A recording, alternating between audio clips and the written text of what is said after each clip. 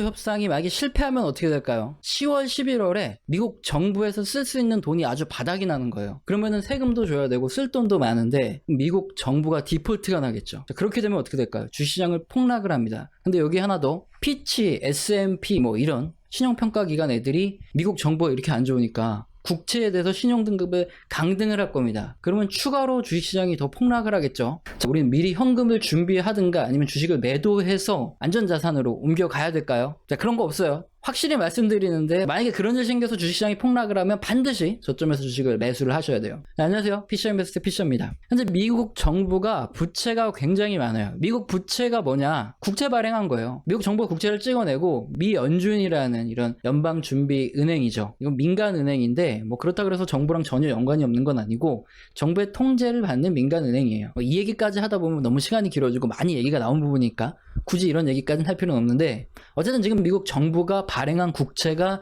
약 28조 달러입니다. 근데 이게 왜 문제가 될까요? 미국 공화당하고 민주당이 있죠. 얘네들 둘이 합의를 했어요. 미국 정부가 이 정도까지만 국채를 발행해서 즉 돈을 빌려다가 써라. 무제한적으로 돈을 갖다 쓰면 이게 문제가 될 수 있으니까 인간적으로 이 정도만 쓰자. 이게 바로 부채 한도입니다. 2019년에 한 2년 동안만 그냥 이런 합의하지 말자 그렇게 얘기를 해놨죠. 근데 2020년에 코로나가 터졌죠. 그래서 미국 정부에서 돈을 엄청나게 많이 가져다 씁니다. 올해 2021년 7월 31일이죠. 여기까지 부채 한도를 상관없이 쓰기로 했는데 그럼 8월 1일부터는 당장 부채 한도를 적용을 받아야 돼요. 6조 달러 이상의 부채를 더 줄여야 되고 더 이상 추가적으로 발행할 국채도 없습니다. 자, 그러다 보니까 미국의 재무부 장관 옐런 누나는 8월 1일이 되기 전에 의회에 간절한 호소문을 보내죠. 미국 정부가 부도가 날 수 있다, 뭐 디폴트가 날 수 있다 이런 말도 안 되는 소리 짓거리면서 빨리 한도 협상해달라 하는데 한마디로 씹혔죠. 미국 공화당에서는 부채 한도를 좀 줄여야 된다 이런 입장이고 민주당에서는 막 돈을 더 늘려서 확실히 많이 써야 된다 이런 입장인데 공화당이 미쳤다고 옐런 누나 말 한마디 듣고 부채 한도를 협상해 주겠습니까? 시간을 질질 끌면서 민주당과 협의해서 얻어낼 게 얼마나 더 많은데요.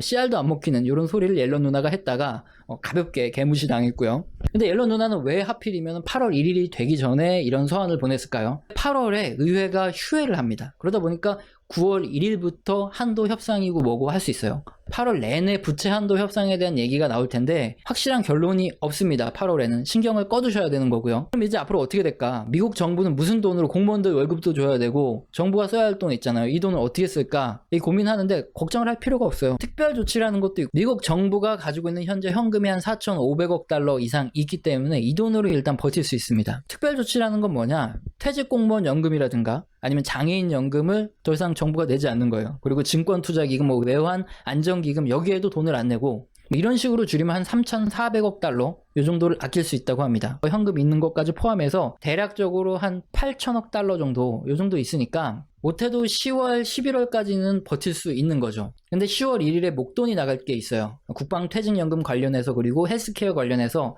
반드시 1,500억 달러를 지출을 해야 됩니다. 이렇게 미국 정부가 쓰는 돈이 굉장히 많다 보니까 한 10월이라든가 11월 정도 되면 추가로 더 국채를 발행해서 돈을 더 빌리지 않고는 미국 정부 돈이 바닥이 난다는 거죠. 그렇게 되면 공무원들 급여를 지급할 수 없으니까 셧다운이라는 걸 해요. 공무원들은 무급 휴직에 들어가서 집에 가서 노는 거고요. 주요 기간 빼고는 전부 다 공무원들이 일을 안 합니다. 이 기간이 길어지면 미국 정부가 멈춘 거니까 경제에도 심각한 타격을 받겠죠. 그래서 그 사이 민주공화 양당 간에 부채 한도를 더 늘리는 협상을 진행을 하게 되는 겁니다. 그렇다 보니까 부채 한도 협상에 실패를 해서 10월, 11월 셧다운까지 하게 되면 당연히 주식시장이 급락을 하게 됩니다. 지난 2013년에도 지금과 똑같은 일로 부채 한도 협상 문제 때문에 정부가 셧다운을 했고 여기에 피치라든가 아니면 S&P 같은 이런 신용평가기관이 미국 국채에 대해서 등급을 좀 부정적으로 얘기하겠다 뭐 이런 얘기가 나왔어요. 그러면서 주식시장이 폭락을 했죠. 그런데 그 다음에 어떻게 됐느냐? 당연히 부채한도 협상 통과가 됐고요. 주식시장 다시 급반등을 했습니다. 그럼 이번에는 달라질까요? 아닙니다. 절대 달라지는 거 없어요.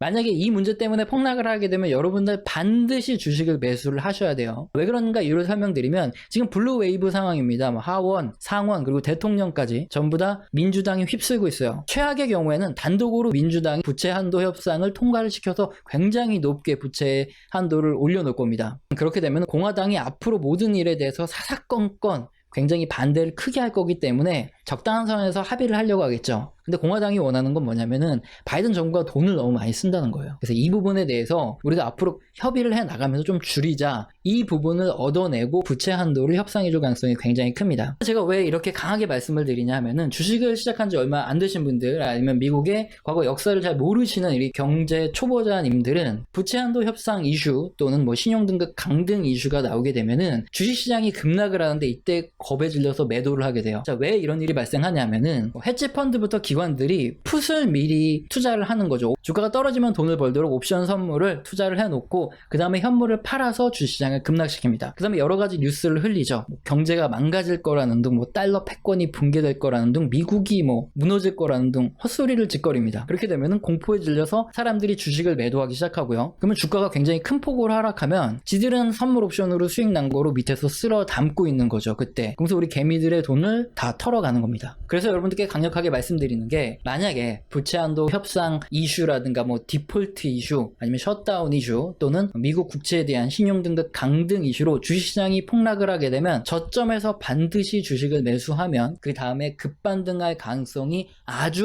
높습니다. 이럴 때 돈 안 벌면 언제 돈 벌겠습니까? 그러니까 반드시 기억해 두셨다가 이런 일이 생기면 땡큐 하고 주식 매수를 하시기 바랍니다. 오늘 영상도 마음에 드셨다면 구독과 좋아요는 꼭 눌러주시고요. 지속적으로 시청 부탁드립니다.